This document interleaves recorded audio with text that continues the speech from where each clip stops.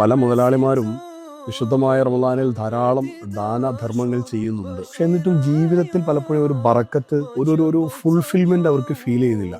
അതിന്റെ പ്രധാനപ്പെട്ട ഒരു കാരണം അവരുടെ സ്ഥാപനത്തിൽ, കമ്പനിയിൽ, അവരുടെ ബിസിനസ്സിൽ ജോലി ചെയ്യുന്ന ആളുകൾക്ക് ശമ്പളം കൃത്യമായി കൊടുക്കാതെ, അല്ലെങ്കിൽ അവരുടെ ആ സ്റ്റാഫിന്റെ ഉള്ളിലുള്ള ആളുകളുടെ വേദനകൾ, പ്രയാസങ്ങൾ, അതൊന്നും എനിക്കറിയേണ്ട കാര്യമില്ല എന്ന രീതിയിൽ, അതായത് അയാളെ മുതലാളിയാക്കുന്ന, അയാൾക്ക് സമ്പത്ത് ഉണ്ടാക്കി കൊടുക്കുക, അതിനുവേണ്ടി പണിയെടുക്കുന്ന ആളുകളുടെ ശമ്പളം പോലും കൃത്യമായി കൊടുക്കാത്ത കുറെ ആൾ. മറ്റൊരു തരം ആളുകൾ എന്ന് പറയുന്നത് ആ സ്റ്റാഫിന്റെ വേദനകൾ അറിയാൻ വേണ്ടി അതൊക്കെ ചെയ്യുന്ന കുറെ ആളുകളുണ്ട്. അത് അറിഞ്ഞുകൊണ്ട് തന്നെയാണ് സംസാരിക്കുന്നത്. പല ആളുകളും സ്റ്റാഫിന്റെ വേദനകൾ, ചാരിറ്റി എന്ന് പറയുമ്പോൾ പുറത്ത് മാത്രമല്ല, ഈ ബിസിനസ്സിനെ ഇതായി നിലനിർത്തുന്ന ആളുകൾക്ക് അവരുടെ മക്കളുടെ വിദ്യാഭ്യാസം, പ്രായമായവരുടെ ട്രീറ്റ്മെന്റ്, അതുപോലെ കല്യാണം വരുമ്പോൾ ഇങ്ങനെ തുടങ്ങിയിട്ട് എല്ലാ കാര്യങ്ങളും ഒരു സ്ഥാപനത്തിലാണെങ്കിൽ അവരുടെ എല്ലാ കാര്യങ്ങളും നമുക്ക് കഴിയുന്ന രീതിയിൽ ചെയ്യുന്ന ഒരു അവസ്ഥ ഉണ്ടായാൽ, അങ്ങനെ ഉണ്ടായാൽ തന്നെ ആ ജോലി ചെയ്യുന്ന ഓരോരുത്തരും തൃപ്തിയോടുകൂടെയാണ് ആ ജോലി ചെയ്യുന്നത്. ഞങ്ങളുടേത്, കാരണം ഇത് വിജയിച്ചു കഴിഞ്ഞാൽ ഞങ്ങൾക്കും കിട്ടും, ഞങ്ങളും വളരും, ഞങ്ങളുടെ കാര്യങ്ങളും നടക്കും എന്നൊരു വിശ്വാസം അവർക്കുണ്ടാകും. ആ രീതിയിൽ ഉണ്ടാകുന്ന ഒരു അവസ്ഥയിലേക്ക് ബിസിനസ്, എത്ര ചെറിയ ബിസിനസ് ആയിക്കോട്ടെ,